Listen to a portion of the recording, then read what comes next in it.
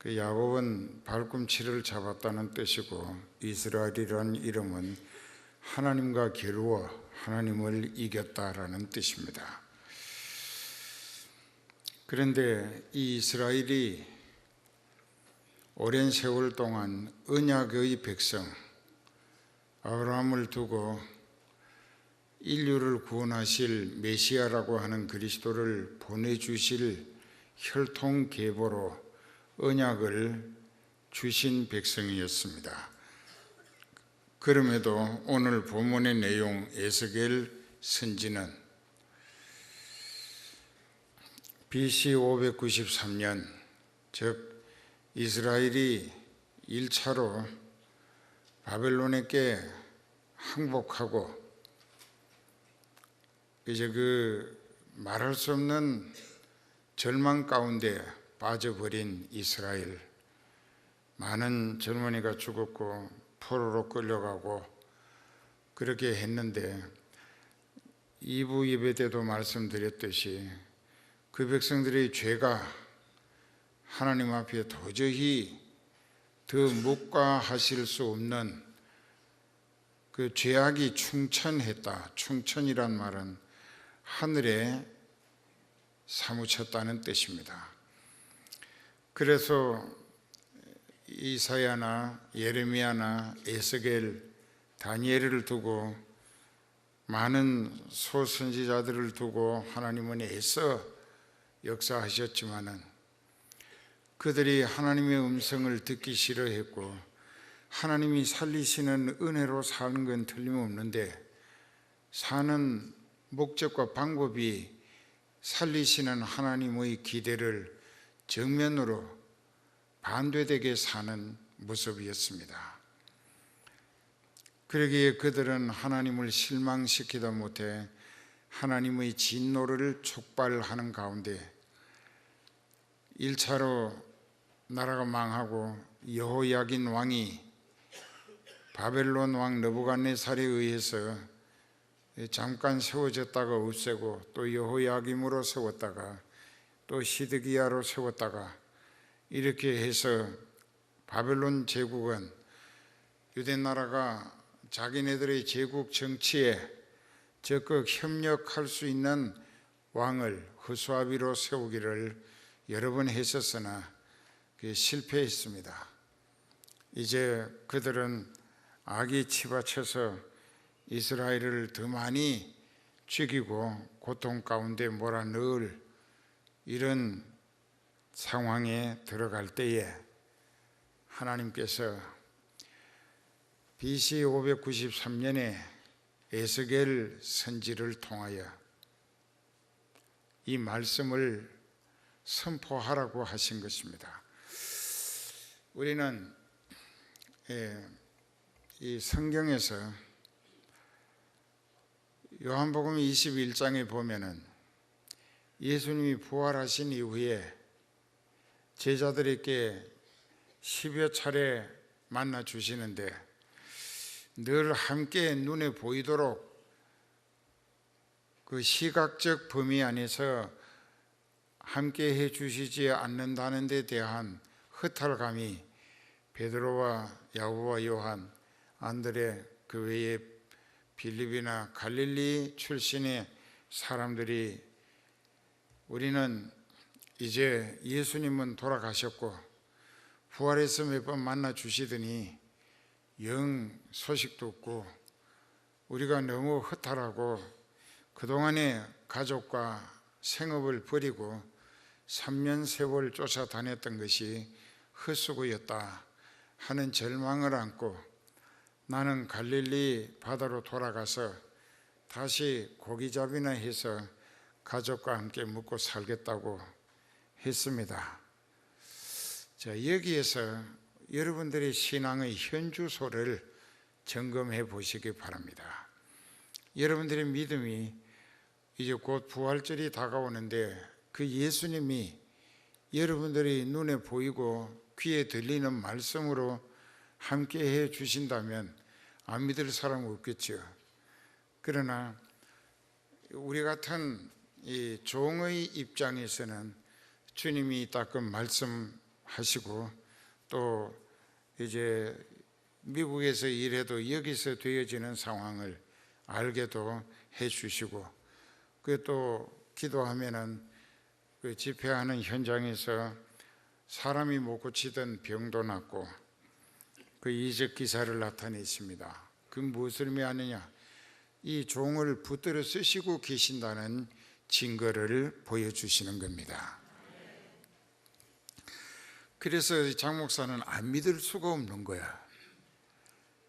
하도 이 아무것도 아닌 손 가지고 머리에다 얹고 기도하면은 하나님의 능력이 많은 이적 기사를 나타내 오셨기 때문에 내가 체험한, 나를 통해서 나타나지는 하나님의 능력과 구원과 회복의 역사, 이것을 내가 너무 많은 체험의 역사로 쓰임받은 장본인으로서 안 믿을 수가 없는 거야. 그러니까 난 진짜로 믿는 거야. 그런 목자를 여러분들의 목자로 여러분들과 묶어주셨다는 것은 여러분들에게 50% 이상은 상당히 소망적인 상태에 들어가 있다는 사실이 됩니다. 나머지 50%는 여러분들이 이 목자가 애타게 전하는 복음, 그것을 어떻게 받아들이고 회개하며 서둘러 온전한 구원을 하나님으로부터 보장받을 수 있도록 천국 들어갈 자격 갖추느냐 못 갖추느냐는 여러분들의 책임이다. 이게 전해야 하는 것은 목자의 책임이고, 근데 요즘 이제 TV나 라디오나 인터넷이나 유튜브나 여러 채널을 통해서 설교를 많이 들을 수 있습니다. 그 중에 많은 설교가 그저 윤리나 도덕이나 자기 PR이나 신학적인 편견이나 또 자기가 하는 일에 대해서 이제 소개하거나 선전하는 것으로 일관하는 설교가 많다는 것입니다. 그런데 하나님이 우리를 저 같은 것을 통해서 주시는 말씀은 그런 게 전혀 없고, 영혼 구원시키는 목적으로 아주 칼날같이 예리하게 하나님의 말씀을 집요하게 심령 골수를 찔러 쪼개며 회개를 촉구하시는 거예요. 그것은 왜 그러냐?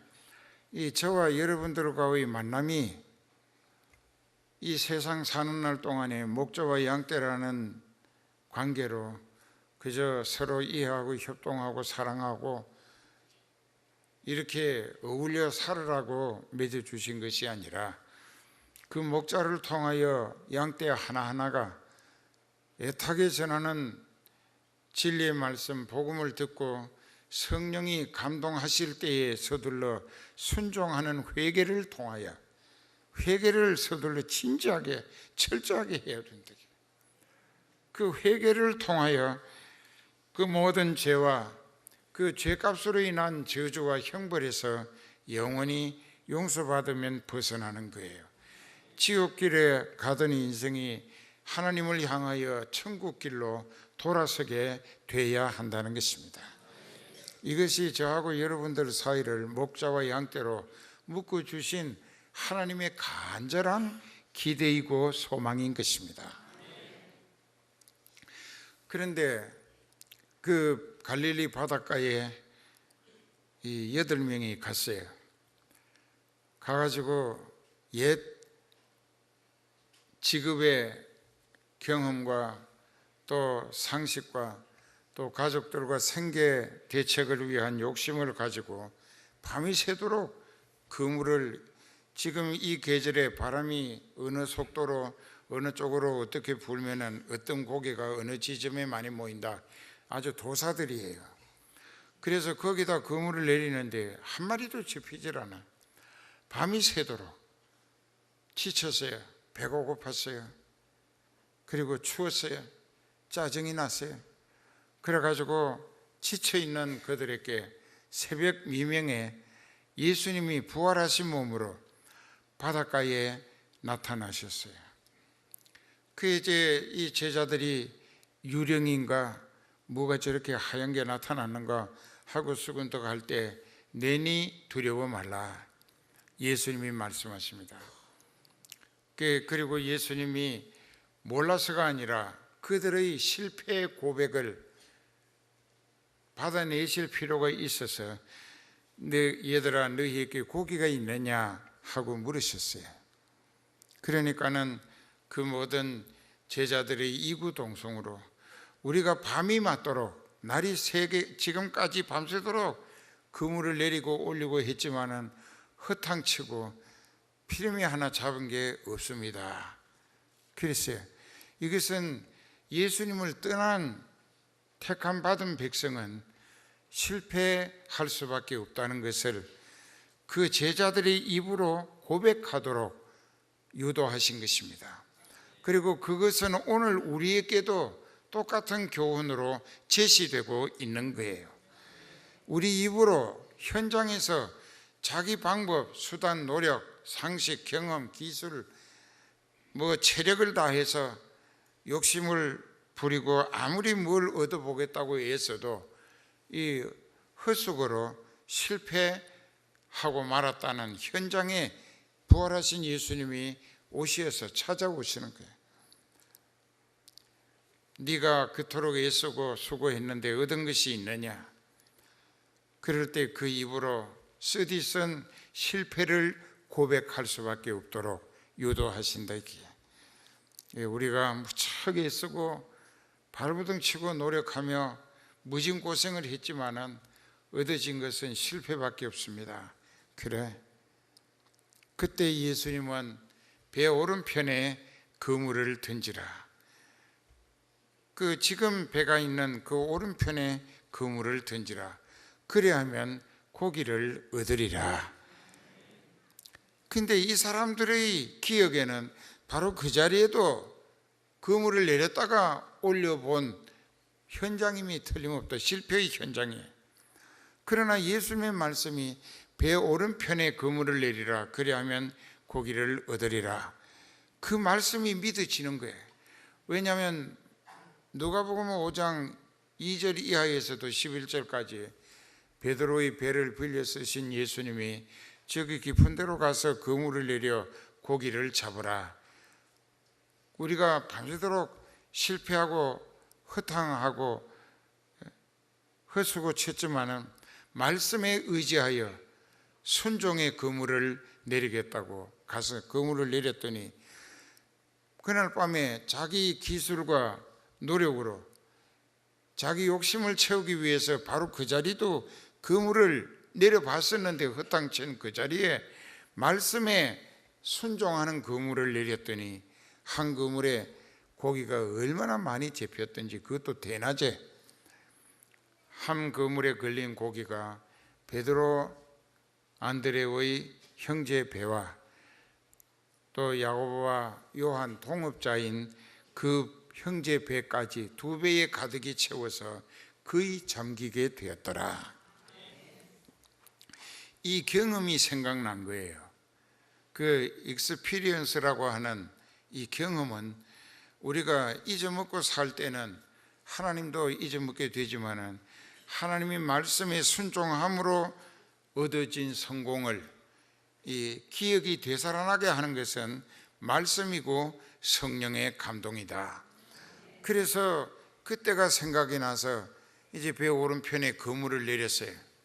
그물을 내렸더니 글쎄 실패했던 그 현장에 예수님이 하라시는 대로 순종의 그물을 내렸더니 어떻게 고기가 많이 걸렸는지 배에다가 그물을 끌어올릴 수 없을 만큼 그물이 많은 고기를 잡았습니다.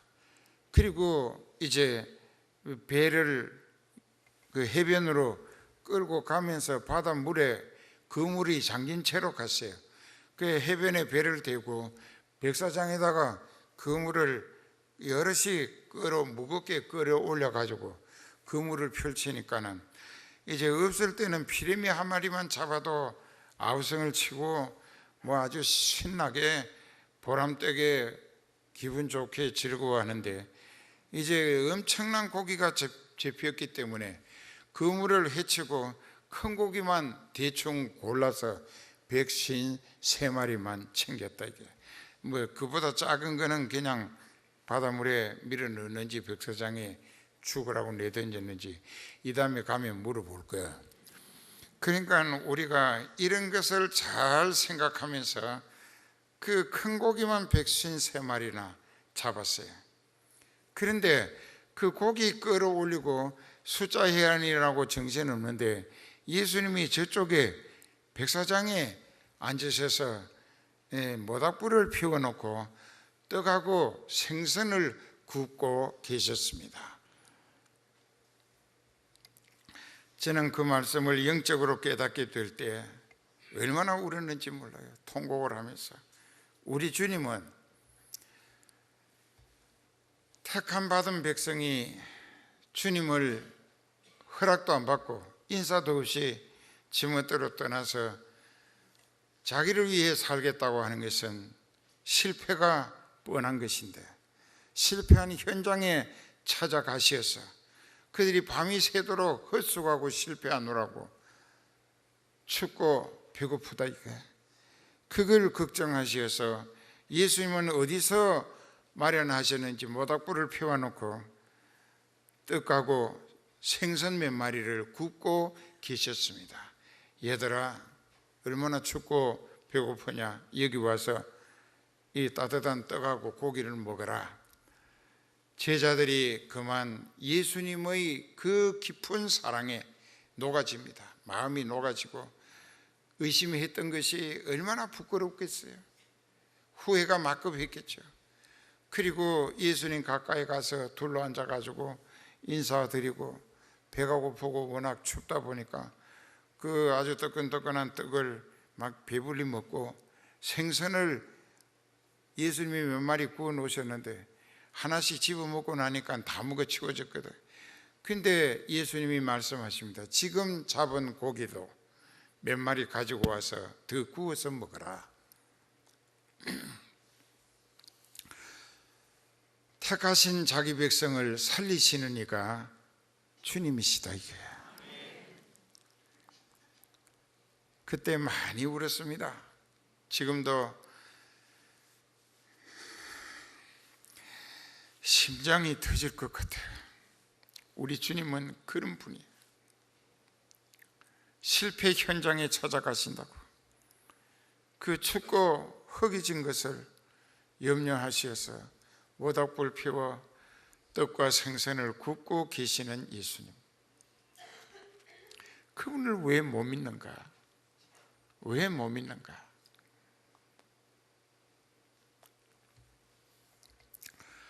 그리고 나서 거기 15절부터 보면은 예수님이 요한의 아들 시몬아, 네가 어느 누구보다 나를 더 사랑하느냐? 즉 시몬 베드로가 여러 사람 사랑하는 중에 예수님을 더 사랑하는가가 아니고, 세상에 많은 사람들이 예수님의 은혜로 새 생명을 얻고 구원을 얻고 이렇게 병고침을 받고 귀신에게서 해방되고 구원을 얻은 사람이 많은데, 그 많은 사람들이 예수님을 사랑하는 사랑보다 네가 나를 사랑하는 사랑이 더 사랑하는 것이냐 하고 물으신 것입니다. 자, 이거 잘 기억하셔야 됩니다. 그때 베드로는 처음에 우쭐댔어요. 아, 그럼요, 제가 누구보다 주님을 사랑하는 줄 주님 아시지 않습니까? 이 큰 소리를 쳤는데, 그랬으면 그래 나도 안다 하시면 좋겠는데 그게 아니고 연거푸 또 물으십니다. 요한의 아들 시몬아, 네가 누구보다 나를 더 사랑하느냐고. 어떤 사람이 예수님 사랑하는 것보다도 네가 나를 사랑하는 것이 더 온전한 큰 사랑이냐 하고 물으신 거예요. 그게 약간 위축됐어요. 그게 주여, 내가 주를 사랑하는 줄 주님 아시지 않습니까? 반문을 했어요. 첫 번째, 내가 주를 사랑하나이다 했을 때 내 양을 먹이라. 두 번째, 내가 주를 사랑하는 줄 주님 아시나이다 했을 때 내 양을 치라 하셨습니다. 치라고 하는 것은 다스리라는 뜻입니다.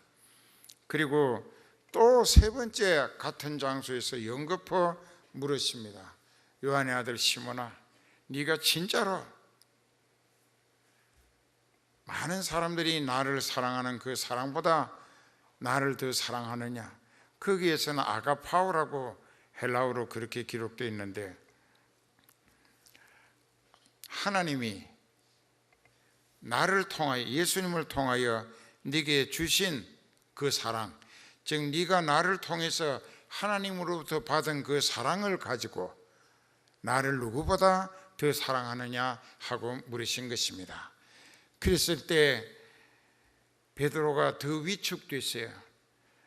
저 사랑한다고 하는데도 왜 자꾸 되풀이해서 묻는가 해서 조금 불안해졌죠. 그리고 베드로가 고백을 합니다. 주여, 모든 것을 아시오매 내가 주를 사랑하는 줄 주께서 아시나이다 했을 때 또 내 양을 먹이라 했습니다. 여기서 저는 목자가 된다는 것은 이 세상 그 어떤 것보다도, 또 그 어떤 목사님이나 신도보다도 예수님을 가장 사랑하는 사람에게 예수님은 자기 양떼를 맡기시는구나, 그리고 그 양떼를 다스리라 하시는 것은 천국 들어갈 자격 갖추게 해주라는 뜻입니다. 그래서 목자를 세우십니다. 근데 제가 쓴 글에도 있지만은 양떼가, 즉 교회가 목자를 위하여 세워지거나 또 양떼가 목자를 위하여 있는 것은 절대로 아닙니다. 반대로 목자는 양떼를 위하여 예수님이 세워 쓰시는 거예요. 그래서 선한 목자는 양떼를 위해서 목숨을 바친다, 목숨을 버린다 이게. 그래서 그때 배신하고 떠난 제자들을 밤이 새도록 고기잡이에 허탕치고 지치고 춥고 배고파서 짜증나 있을 때 예수님이 찾아가신 거예요, 실패 현장에. 그래서 그들에게 믿음으로 성공하는 방법을, 배 오른편에 그물을 던지라, 그리하면 고기를 얻으리라, 그 한마디가 믿음으로 순종했을 때 큰 고기만 153마리나 작은 건 헤아리지도 않았던 거예요. 이렇게 말씀을 순종하면은 말씀하신 예수님이 성공을 책임지신다, 보장하신다. 그래서 우리는 교회 가야 하고, 교회 가서 목자도 하나님이 보내시고 세워서 맡기신 양떼들에게 성령으로 생명의 말씀을 선포하게 하실 때, 그 말씀은 성령이 말하게 하시는 대로 선포될 때에 그 말씀을 듣는 모든 사람들에게 목자를 통하여 선포하게 하신 그 성령이 그 말씀을 들으며 듣는 과정에서 깨닫게 하시고 믿어지게 감화하신다 이게. 그런데 만일 그 목자가 예수님이 보내시지도 않았고 성령이 말하게 하시지도 아니한 자기 말을 그 양떼들에게 벌소리로 떠들어 댄다면 그 말을 듣는 사람들에게도 성령이 깨닫게 하실 리가 없다는 것입니다. 그건 그 목사의 떠드는 벌소리와 같은 것이다. 그 베드로가 성령이 말하게 하심을 따라 설교 한 번 했는데 3,000명이 회개했던 사도행전 2장 4절 이하의 말씀도 똑같은 증거가 됩니다. 그러니까는 여기 이제 본문에 들어갑니다. 인자야, 여기는 예수님을 인자라고 예수님이 그러셨는데 자기를 사람의 아들이란 뜻입니다. 그런데 여기 하나님이 인자야 인자야 하고 계속 불러주셨는데 그 사람은 하나님이 연단시켜서 진리와 성령으로 사로잡아 쓰시는 에스겔 선지를 호칭하는 말씀입니다. 그 에스겔아, 내가 너를 이스라엘 족속의 파수꾼으로 세웠으니, 파수꾼이 뭔가?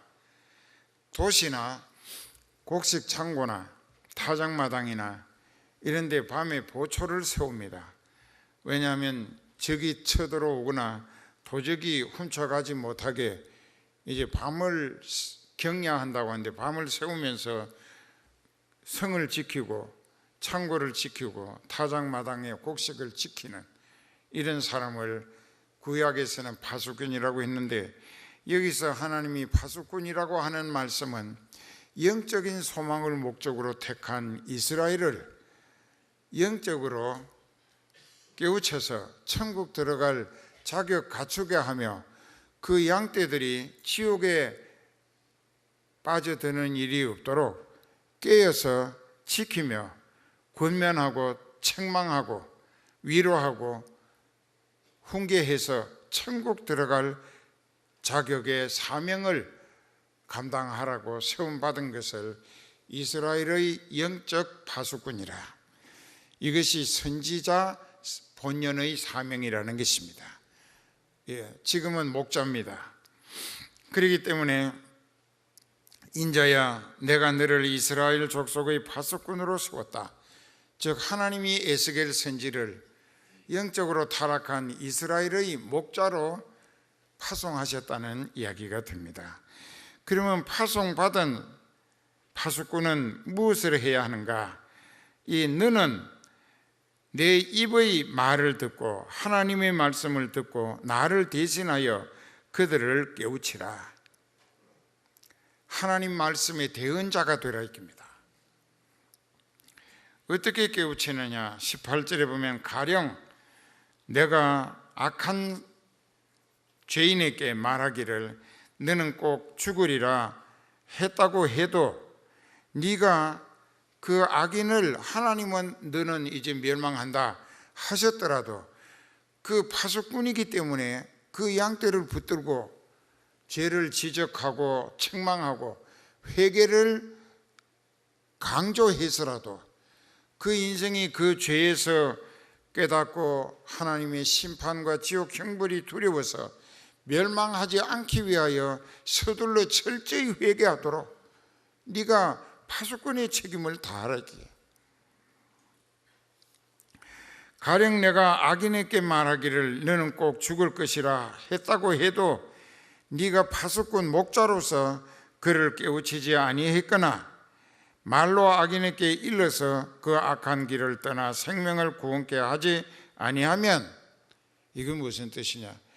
내가 너를 이스라엘의 파수꾼으로 세워서 너는 네 죄값으로 이제 멸망하게 됐다라고 하나님이 심판을 선고했다 하셨을지라도 너는 파수꾼 목자의 심장을 가지고 그 인생을 가서 붙들고 죄를 지적하고 책망하며 회개를 촉구하고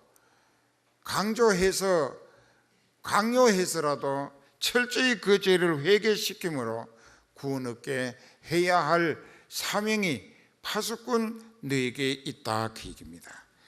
그런데 이 파수꾼이 짓지 못하는 개라고 구약시대의 선지자들이 타락을 했어요. 그 자기를 알아주는 사람들에게 어울려가지고 좋은 이야기만 해주고 그들의 죄는 보고 있으면서도 못 본 채 외면하고, 그러니까는 하나님이 이스라엘의 선지자는 짓지 못하는 개다. 그러니까 파수꾼의 구실을 못하고 죄인들과 어울려서 같은 죄악으로 지옥길을 재촉하고 있다 그 얘기죠. 그러니까는 죄를 지적하고 책망하는 것은 파수꾼의 사명이라, 목자의 책임이라.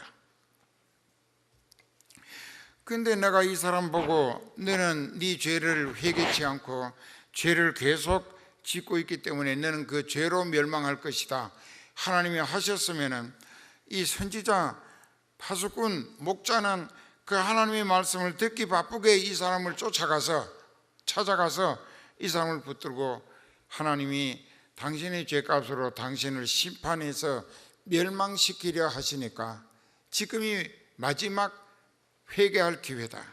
지금 회개하고 하나님 앞에 진정으로 애통하고 자복하며 철저히 회개해서 당신의 죄를 용서받도록 하라.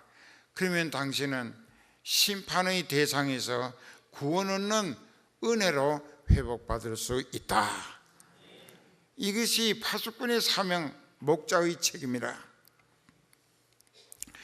다시 18절에 봅니다. 가령 내가 악인에게 말하기를 너는 꼭 죽으리라 할 때에 네가, 즉 파수꾼이고 목자인 네가 깨우치지 않았거나 말로 그 악인에게 일러줘서 그 악한 길을 떠나 생명을 구원케 하지 아니했다고 하면은 그 악인은 하나님의 선고하신 대로 자기 죄악 중에서 멸망하겠거니와 내가 그 사람을 구원하기 위하여 흘린 대속의 피값을 파수꾼 목자인 네 손에서 찾을 것이다.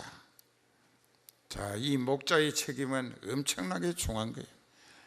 근데 여러분들을 지금 이렇게 하나하나 설교하면서 보니까는 굉장히 정들었다고 사랑하는 모습들이에요. 그런데 그 영혼이 하나님 앞에 소망적이지 못한 사람을 봅니다. 얼굴은 뭐 랑콤을 발랐는지 번쩍거리는데, 근데 심령은 썩어 내려앉고 있다. 이게 지옥 가고 있는 거예요. 그러면 그것이 목자와 양떼의 입장에서 좋을 게 없는 거예요. 그 인생이 자기 죄값으로 지독하게 로마서 2장 5절의 말씀처럼 회개치 아니하는 고집 때문에, 끝까지 회개치 아니하는 고집, 그 고집이 하나님의 의로우신 심판으로 재판받는 그날에 임할 진노를 자기 자신에게 스스로 계속 쌓아가고만 있다. 그러면 그 인생은 자기가 회개치 않은 고집과 근성으로 믿는 불신앙, 회개치 아니하는 고집과 불신앙으로 지옥 가는 것은 정한이 이치라 멸망할 수밖에 없어요. 그러나 그가 성은교회에 등록했던 그 시간부터 장목사하고 목자와 양떼로 묶어졌기 때문에 그가 지옥 간 데 대하는 자기 죄값으로 갔지만은 하나님은 목자에게서 왜 네가 책임 목회를 제대로 해서 그 인생을 회개시키고 지옥 안 가고 천국 들어갈 자격 갖추게 해주지 않았느냐고, 그 지옥 간 인생에 대한 책임을 목자에게 추궁하신다는 뜻입니다. 그렇기 때문에 목자와 양떼의 관계는 그저 좋게만 지낼 것이 아니라 그 영혼이 천국 들어갈 자격 얻기 위한 목적으로 진리 안에서 성령으로 깊이 있는 교제가 필요한 거예요. 그러니까 앞으로 이제 장로님들이나 안수 집사님, 권사님 좀 됐으면 자기 영혼이 성령이 충만해 가지고 하늘 소망에 신나는 기쁨으로 살면서 이제 집사님이나 평신도들에게 아직 성령 못 받은 천국 들어갈 자격이 갖추어지지 않는 사람들을 맨투맨 작전, 1대1 작전으로 그 사람하고 자꾸 만나서 뭐 세상 사는 이치 잡담하라는 게 아니라 그 영혼이 지옥길을 벗어나서 천국 들어갈 수 있도록 목자를 도와서 구령, 즉 영혼 구원에 소임을 다해야 한다 이깁니다. 그 다음에 이제 19절에 네가 악인을 깨우쳤는데 애타게 깨우치고 권면하고 또 부둥켜 안고 울면서 기도도 하고 했는데 그가 그 악한 마음과 악한 행위에서 돌이키지 아니하면, 즉 회개하지 않으면 그는 그 죄악 중에서 죽어 하나님의 심판과 형벌로 지옥 가겠지만 너는 네 생명을 보존하리라. 목자는 책임을 다했다 이게. 할 수 있는 한 책임을 다했다. 그래도 그 인생이 확실히 하나님 보시기에 목자가 파수꾼의 책임을 다했는데도 그 인생이 끝내 요리 빠지고 저리 빠지고 뭐 그냥 못 들은 척하고 외면하고 기피하면서 스스로 지옥길을 보물단지처럼 빠져들었다면 이제 그 인생은 자기 죄값으로 멸망하는 게 당연지사나 목자 파수꾼 너는 네 할 도리를 다 했기 때문에 그는 자기 죄값으로 멸망하는 것이 당연하고 너는 네 책임을 다 했기 때문에 내가 너한테는 책임을 추궁할 수 없겠다, 그런 뜻입니다. 그 다음에 20절, 또 의인이 즉 믿음으로 회개해서 성령 받았던 사람, 구원 얻었던 사람이 그 믿음으로 회개해서 의롭다 하는 자격, 구원 얻은 자격에서 돌이켜 다시 악을 행할 때에는 전날에 얻어놓았던 그 구원이 기억할 바 아니라 무효가 되는 것이다. 우리는 설교 몇 번 들었죠. 이스라엘의 초대 왕 기스의 아들 사울, 그가 처음에는 겸손했습니다. 성령이 충만했어요. 사무엘에게 안수기도 받고 예언도 했었어요. 그리고 하나님이 하라시는 대로 했을 때 놀라운 성공을 보장받았습니다. 그러나 그가 아말렉 전투에서 하나님 말씀을 거역하며 자기 명분과 실속을 챙기려고 하나님과 자기를 분리시켰다가 임금 자격을 하나님이 거두시고 블레셋 군대의 쏜 화살에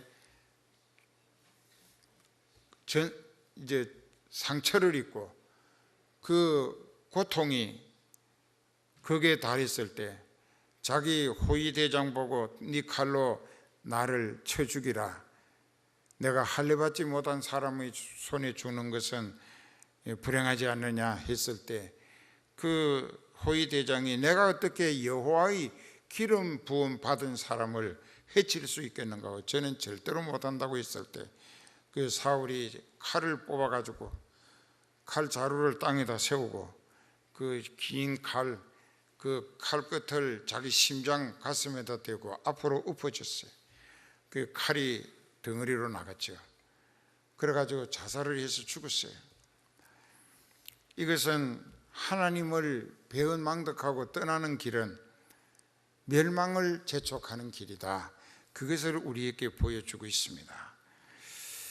그러니까 오늘 우리도 전날에 성령 받았다, 은혜 충만했다, 그것 가지고 지금 신앙의 현주소, 오늘의 내 생활 신앙이 하나님 보시기에 영적 소망을 목적으로 살면은 구원의 결실은 계속 연걸어 가겠지만은 그만 중간에 교만해져서 예수 그리스도의 구속하신 은혜를 망각하고 지가 무슨 잘나고 똑똑한 것처럼 하나님 필요 없다고 하나님을 등지고 자기 명분과 실속을 챙기기 위하여 배은망덕하게 되면 그 인생은 스스로 지옥길에 멸망할 수밖에 없다. 자, 그래서 목자가 필요하고 교회가 필요하고 예배가 자주 있는 것이 유익하다. 새벽마다 사순절뿐만 아니라 새벽마다 기도회를 통하여 말씀을 들음으로 영적인 양식을 공급받는 거예요. 믿음이 힘을 얻는 거예요. 그리고 기도하면서 하나님과 교통하는 거예요. 그래서 하나님의 자녀다운 모습으로 영적 체질 신앙이 성숙돼 가야 하늘나라 들어갈 수 있다 이거예요. 그래서 또 의인이 즉 구원 얻은 성도가 그 의에서 돌이켜 악을 행할 때는 이미 전날에 얻은 그 구원의 의가 하나님으로부터 기억할 바 아니라 내가 그 앞에 그치는 것을 두면 바리케이트라고 하는 장애물을 하나님이 두신다 이거야. 거기 걸려 넘어져서 지옥에 떨어지도록. 그가 죽을지니 이는 네가 그를 깨우치지 않음이라. 이것도 파수꾼의 책임이라고. 잘 믿는 것 같은 사람도 목자는 파수꾼의 소임을 다하기 위하여 계속해서 영적인 상태를 살펴야 하고 그 잘못하면 깨우쳐야 하고 또 야단쳐야 하고 또 권면하고 위로도 하고 그래가면서 그가 혹시라도 신앙 교만으로 실족해서 다시 지옥에 나가 떨어지는 일이 없도록 파수꾼은 그 책임까지 감당해야 한다 이게.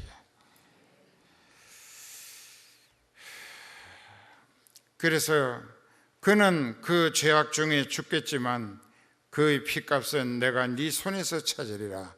이 목자의 책임이다. 그래서 우리가 해외 가서 이번엔 2달 반 일을 했는데 매일 기도합니다. 이 수첩에서 이렇게 펴놓고 얼굴 하나하나 이건 누구 이건 누구 이게 이렇게 하면 이건 천국 못 가. 이미 내게 타고 온다고. 이건 권사라도 천국 못 가. 이건 가짜되게. 이건 평신도인데 상당히 하나님 앞에 영적인 소망이 있다. 이건 집사인데도 안수 집사보다 더 열심히 특심하고 하나님 앞에 영적인 소망이 있다. 이렇게 하나하나 다 보는 거예요. 그러니까는 여러분들이 아무개는 천국 가겠어요 못 가겠어요 언젠가 나한테 묻는 책이 있었다고. 그래서 그게 뭐가 그렇게 궁금하냐. 그러면 그 사람을 이렇게 볼 때 그 사람도 천국 들어갈 자격이 안 돼 있으면서 다른 사람 걱정하는 거예요. 위치고 누더라고 어찌할 것인가. 이 일본말로는 도스롭까 한다고. 어찌해야 좋을까? 어떻게 할 것인가? 이 보면은 괜히 남이 걱정하면서 자기도 천국 들어갈 준비도 못 돼 있다 이게. 이게 참 괴로운 거야.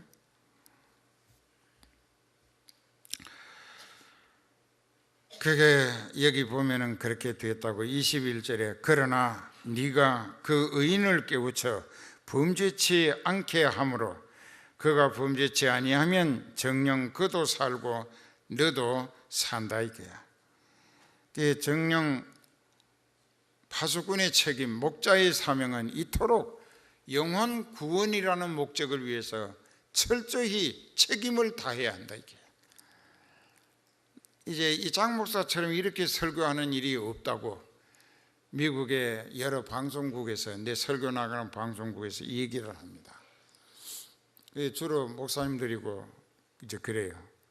그분들이 또 세계 여러 곳에서 이 설교 듣고 방송, TV나 라디오나 또는 인터넷 그 칼럼이나 또 온프라인으로 이 설교를 듣고 거기에 깨닫고 회개하면서 죄를 철저히 회개하고 성령 받아서 하늘 소망을 위한 믿음으로 영적인 체질 신앙으로 살아가는 사람들이 굉장히 많다. 그러니까 전 세계적으로 이 일을 해야 된다. 그러니까는 영어로도 이제 번역해 가지고 누군가 영어로도 하고 또 라틴어로도 하고 하면 전 세계가 목사님의 설교를 통하여 인류 복음의 날을 앞당길 수 있지 않겠느냐, 이렇게 얘기를 많이 합니다.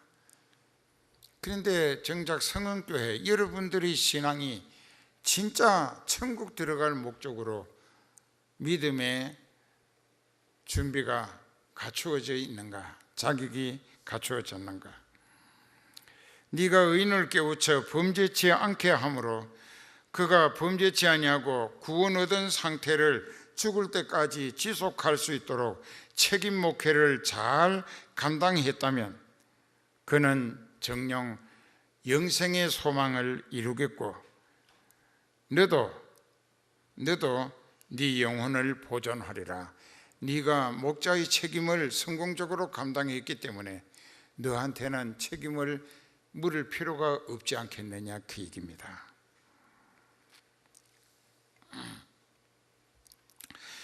왜 에스겔이 이렇게 여기 35장 7절에도 33장 7절부터도 또 있습니다. 또 17장에도 또 있어요. 그런데 37장에 보면 에스겔 37장에 에스골 골짜구리에 마른 뼈들이 사방에 흩어져 있어요. 그런데 에스겔에게 하나님이 묻습니다. 인자야, 네가 이 뼈들이 사람의 뼈인데 엄청 많은 사람의, 죽은 사람의 마른 뼈야. 뼈가 전부 낱개로 분해돼 가지고 있다고. 이 뼈들이 다시 살겠느냐 하고 물었을 때 에스겔이 파수꾼으로서 뭐라고 대답하느냐 하면 자기 의지를 밝히지 아니하고 주께서 아시나이다. 참 대답이 지혜로웠어요. 자기 견해가 무슨 소용이 있겠냐요. 주님이 아실 것이라고. 그러니까는 주께서 이제 에스겔에게 말씀하십니다. 내가 이 뼈들로 다시 조립돼서 거기에 살이 채워지고 힘줄이 오르고 가죽이 덮이고 해가지고 큰 군대를 일으키겠다. 그러면서 인자야, 너는 사방에 대언하여 선포하기를, 생기야, 생기, 그 살리는 기운이야. 사방에서부터 와서 이 마른 뼈들에게 역사하라. 그러니까 에스겔이 그 말을 하니까 이 뼈 저 뼈가 움직이기 시작을 하는 거예요. 사람 눈에는 보이지 않는데 성령이 생기로 뼈들을 조립하는 거예요. 뼈가 마른 뼈다귀들이 전부 다 조립되더니 살이 채워지더니 힘줄이 오르더니 가죽이 덮이고 그렇게 하고 나니까는 이 죽은 사람처럼 전부 이 시체가 돼가지고 누워 있는 거예요. 그리고 이제 그 인자야, 네가 생기에게 말하기를, 대언하기를, 생기야, 저 시체들에게 들어가서 저들을 일으키라 하라. 그러니까는 그 말을 대언하기 바쁘게 사방에서 영이 그 송장 속에 들어가더니 시체가 뿔떡뿔떡 살아서 일어나는데 큰 군대가 되더라. 군대는 숫자가 많다는 것입니다. 로마 제국주의 시대는 레기온이라고 하는데 그 군대 숫자를 6,000명으로 숫자를 계산을 했습니다. 그러면 우리가 여기에서 깨달아야 할 것은 죽은 사람을 살리실 수도 있는 하나님, 왜 에스겔에게 그 같은 역사를 체험하게 해주셨을까? 이 죽었어도 인생은 이 다음에 생명의 부활을 통하여 하나님이 다시 살리시고 그 생명 부활에 참여하는 심령들은 그리스도의 왕국에서 하나님으로 더불어 영원히 같이 살 수 있다.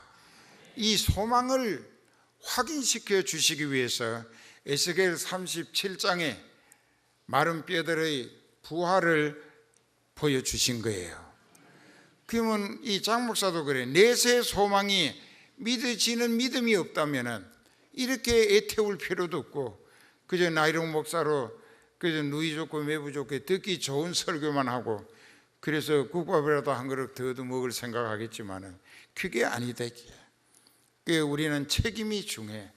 그러니까 여기 오늘 제목이 뭐라고 했느냐? 목자와 양떼의 책임 관계라. 목자는 목자의 책임을 다하여 양떼의 영혼 살리는 목적으로 사역하라 이거야. 하나님 말씀을 권능으로 대언하라. 야단치라, 책망하라, 벌 주라.